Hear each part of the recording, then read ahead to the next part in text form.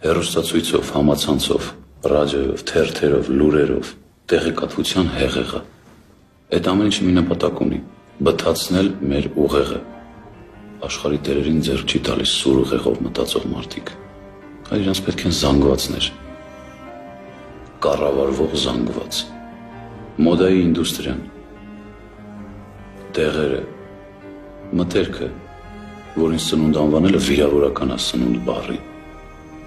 փաբերում առաջարկվող թմրադեղերը, մեծ տեսականի ունեցող ալկոհոլային խմիչքները։ Այդ ամենը լցված է մեր առջև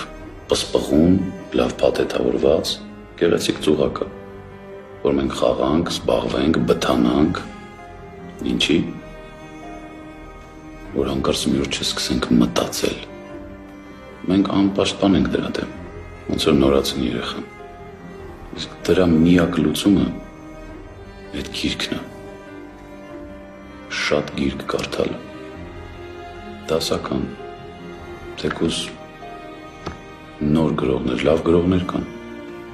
ու հավատացեք ուրիշ լուծում չկա, ուրիշ ելք չկա, ուղղակի չկա։